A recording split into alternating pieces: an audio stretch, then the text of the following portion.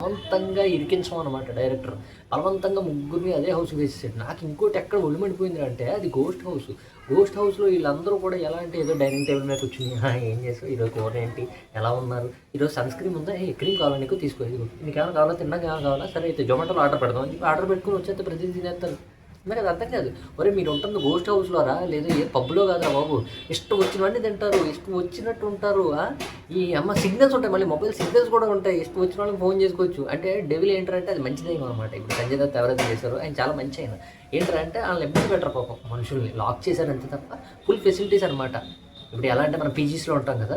మనం రెంట్ కట్టి ఉంటాం. వైఫై ఉంటది, హాట్ వాటర్ ఉంటది, టీవీ ఉంటది. సో, అంత ఫ్రీ ఫెసిలిటీస్ ఎలా ఉంటాయో మనం మనీ కడితే, ఆ డెవిల్ కూడా ఏంటంటే పాపం ఆళ్ళని లాక్ చేసింది కానీ, ఆళ్ళకి సిగ్నల్స్ ఇచ్చింది. ఆళ్ళకి తినడానికి మంచి ఫుడ్డు, సన్ స్క్రీన్‌లు అయన్నీ ఆళ్ళు జస్ట్ ప్యాక్‌తో పాటు మొత్తం ప్యాక్ చేసుకొని మరీ వస్తారనమాట. ఆ డెవిల్ కూడా.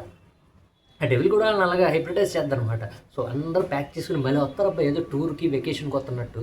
అది చాలా ఇరిటేటింగ్‌గా అసల నవ్వొస్తుందనమాట. ఏంట్రా ఈళ్ళు నేను మా ఫ్రెండ్స్‌తో కూడా అదే అంటున్నాను. ఏంట్రా ఈళ్ళు పబ్‌లో ఉన్నట్టు ఉంటున్నారు. అన్నీ ఉంటున్నాయి, సిగ్నల్స్ ఉంటున్నాయి, ఇష్టం వచ్చినట్టు వాడేసుకున్నారు అందరితోను. ఏది ఇష్టం వచ్చింది అది తినేస్తున్నారని చెప్పి. అది ఎలా ఆలోచించి పెట్టాడో అసలు కనీసం మినిమమ్ నాలెడ్జ్ కదా అది. మినిమమ్ కదా! అదే అర్థం కాదనమాట. ప్రతి ఒక్కడు ఎంటర్ అయిపోతాడు. సప్తగిరి క్యారెక్టర్ అయితే అసలు ఎందుకు వచ్చిందో తెలీదు. అసలు కామెడీ ఏదో చేద్దామని పెట్టాడు తప్ప కామెడీ ఏది వర్కౌట్ అవ్వలేదు. సత్యాది అంతే. ఈ సినిమాలో కామెడీ వర్కౌట్ అయిందంటే అది ప్రభాస్ వల్లే వర్కౌట్ అయింది. కమెడియన్స్ ఉన్నా సరే ఏం వర్కౌట్ అవ్వలేదు. హీరోయిన్స్‌ని అసలు చూడలేకపోయాము. ముగ్గురిని బలవంతంగా ఇబ్బంది దొబ్బారు. సో, చాలా హార్డ్‌గా ఉంది. ఎటొచ్చి మెయిన్ పిల్లర్స్ ఎవర్రా అంటే హీరో ప్రభాస్, మా అమ్మ వీళ్ళిద్దరు యాక్టింగ్, వీళ్ళిద్దరు పర్ఫార్మెన్స్‌లే మెయిన్.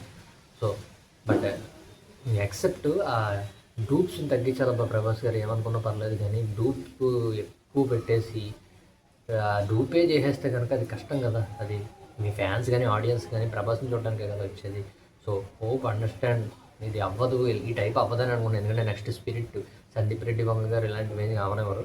సో, ఆయన ఆల్రెడీ చెప్పేశారు కూడా ఒక సినిమాయే చేయాలి. దీంతో పాటు ఏమీ చేయకూడదు సైమల్టేనియస్‌గాని.